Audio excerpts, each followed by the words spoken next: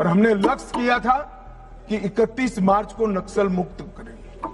मैं पूरी व्यवस्था होने के बाद देश को भी सूचित करूंगा, मगर मैं ऐसा बोल सकता हूं, धड़ल्ले से बोल सकता हूं कि हम नक्सल मुक्त हो गए हैं। ऐसा कहने में कोई तकलीफ नहीं।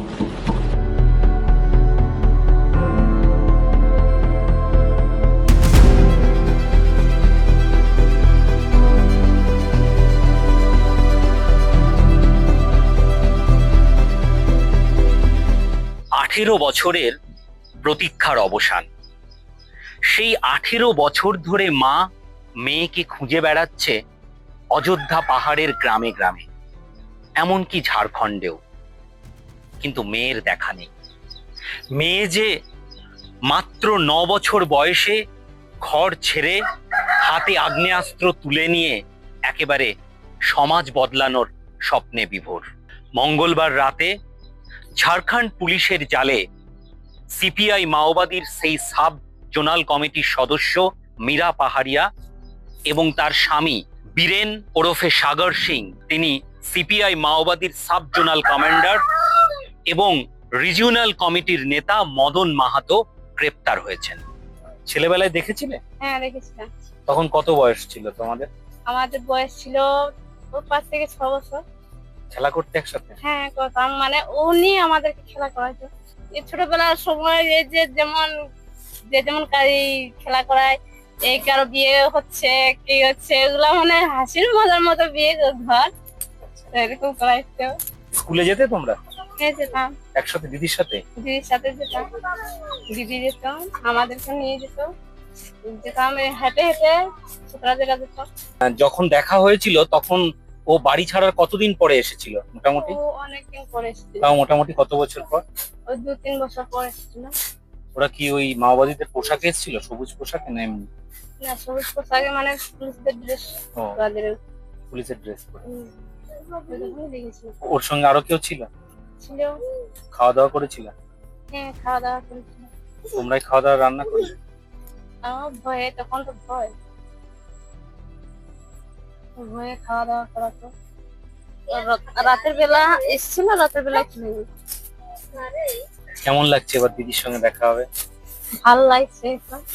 কতবার যে পশ্চিমবঙ্গ পুলিশ এবং ঝাড়খণ্ড পুলিশ এসেছে, হুলিয়া দিয়ে গিয়েছে, এবং যখনই এখানে পুলিশ আসতো তখনই এই পরিবার যেন আতঙ্কে থাকতো, কারণ ধারাবাহিকভাবে জঙ্গলে চলছে গুলির লড়াই। আজ এই পরিবার একটু হলেও খুশি যে মেয়েকে এবার দেখতে পাবেন। মীরা পাহাড়িয়া, বীরেন এবং মদন মাহাতোকে ভর করেই বড় মাথার খোঁজ, অর্থাৎ একমাত্র কেন্দ্রীয় কমিটির জীবিত সদস্য অসীম মণ্ডল ওরফে আকাশকে খুঁজে পেতে এখন এরাই ভরসা। সেই খোঁজও শুরু হয়েছে এদেরকে নিয়ে। আকাশ ছাড়াও সচিন সহ আরো যে কজন রয়েছে তাদেরকে বাগে আনতেই বাংলা ঝাড়খণ্ডে চলছে একেবারে যৌথ বাহিনীর অভিযান। খুঁজে বেড়ালে নাই পায়, খুঁজে কি আর পায় মানুষ? খুঁজে পাওয়া যায়। এবার তো গ্রেপ্তার হয়েছে, তাহলে মনে হচ্ছে এবার তো দেখা হবে। দেখা হবে, অবশ্যই দেখা হবে। কুয়াদের এখন তো আর দেখা হচ্ছে না, দেখা হবে পরে। তোমার কি কখনো কোনো ভয় ছিল যে ওখানে স্কোয়াডে গিয়েছে, যদি কোনো কিছু হয়ে যায়, এরকম ভয় কি কাজ করতো? ভয় তো করতো, ভয় করে কি করবো? এখন যখন ওরা জানিয়েছে তখন তো আর আমার কোনো করার নাই।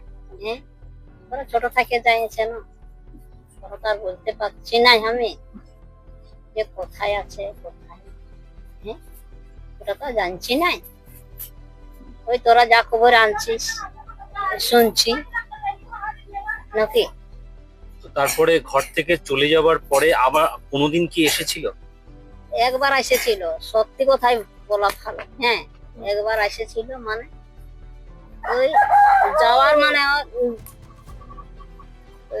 কি বলবো 3-4 মাস পর একবার এসেছিল। ঘরে এসেছিল? হ্যাঁ। কি বলেছিল আপনাকে? আমাকে আর কিছু বলে নাই, কিচ্ছু বলে নাই। ও আর কোনো বলেও নাই। ওই আইলো, ভাইলো দেখলো চলে গেল।